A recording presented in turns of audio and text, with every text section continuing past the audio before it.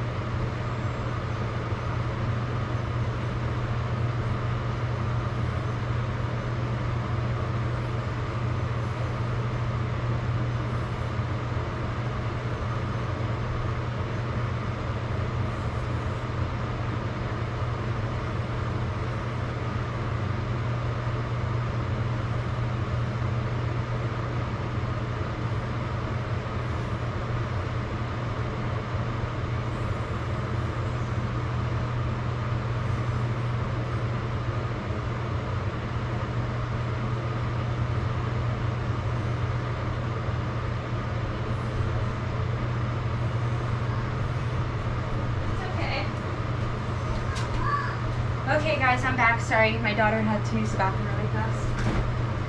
What? Oh, I forgot the milk. Okay, so this pan is really hot, so it's probably gonna bubble when I put the milk in. Yeah. So I put about, maybe that's a cup of milk in there. And then I put about a half a cup of sugar in there. And then I mix that around just a little bit, just to make sure the sugar dissolves. And it's gonna dissolve because the pot's already hot. All right, so the trick with making farina is that you cannot leave the station. Like, once you add the farina and keep on mixing, you can't leave, or else it's gonna clump up and make balls. So, yeah. Alright, I'm gonna add my farina and I'm cooking it at a medium high heat. And for the farina, I put probably about I want to say about a third of farina in there. I don't measure it, but I'm thinking that's how much I put, a third. But I don't measure basically anything. That's why a lot of my cooking videos, you don't see me baking, because baking you have to measure and it has to be precise, and I'm just not with it. I'll leave that up to my son, unless it's something I really like pumpkin pie. So yeah, so you basically just keep on moving this, moving it around. If you don't have a whisk, you know, you can also use a spoon, but it's easier with a whisk because once it starts to get thicker, you have to move it like constantly, and with the spoon you're just moving back and forth, so I feel like you're not fully stirring everything correctly. So you see, it's already getting thick. When it gets thick too fast, I already know that my farina is gonna taste like, it's gonna have the consistency of sand, and I don't want it to have the consistency of sand. I want it to have the consistency of like a thick smoothie in your mouth, but hot, obviously not cold. But you see how it's getting thick? So when it gets thick like this too fast, I added more milk. And so you gotta mix good, because if you don't mix, you're gonna get clumpy. Now, also, if it's getting thick too fast, you could also lower the temperature to like mine was on number 6 and I lowered it to number 4. And for me, the more farina, the merrier, because when my kids get out of school, they can reheat it up in the microwave. and have that as a snack. They love farina. I'm gonna just put my finger in here really fast to see how the consistency tastes. Don't copy me because I don't want you guys to burn yourself and blame me.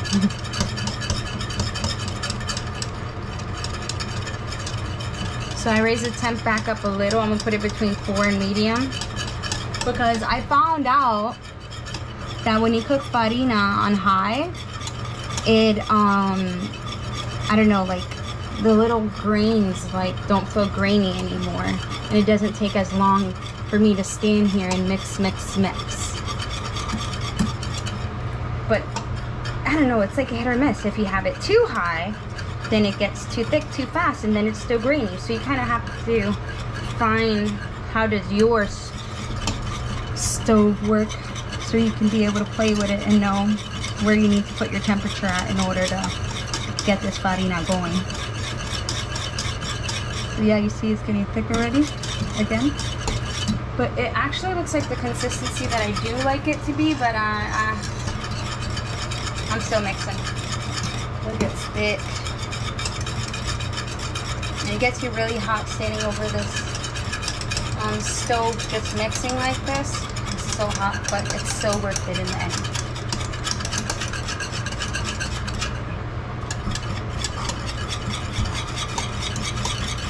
A lot of risk work.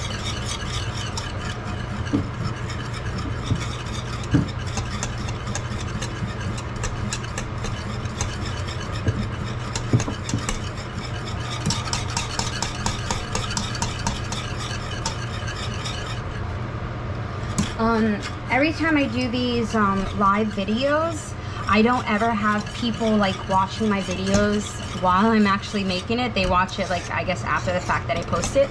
But I've been seeing like 1 or 2 people watch my video while I'm on live. I don't know who these 1 or 2 people are, but thank you, because my lives be dead. My lives be so dead, but it's okay. I'm sure eventually I'll get there to where I have a lot of people watching my live. And actually, when I do lives, I don't like to look at how many people are watching my live. I just sometimes glance at my phone to make sure the camera is recording correctly, you know. And then that's how I'll see who's watching. That's how I see how many people are watching my live, or if anyone is watching my live. But I don't like to look at it because it does get me nervous for some reason. I don't know why it gets me nervous, but it gets me nervous. Okay, so you see the consistency? All right, let me taste it. I'll put my finger in there. It can't be that hot yet.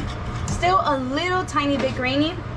I'm gonna add a splash of milk just so it can cook just 2 more minutes. So remember, if it tastes grainy and not like a smooth texture on your tongue, then remember, you can add more milk and stir it up for 2 minutes. 2 minutes at a time. You add milk, stir it up for 2 minutes, then check it. Again, if it's grainy, add milk again, and then stir again for another 2 minutes. I lowered the temperature to 3 because I don't need it super hot right now. If I have the temperature, if I leave it at number 4 or a high medium, it's just gonna burn the bottom.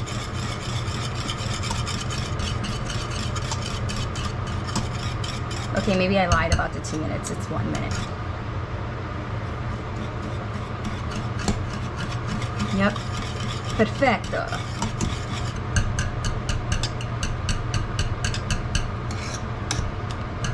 Alright guys, and there you go. That's how you make homemade farina, or I guess Spanish grits.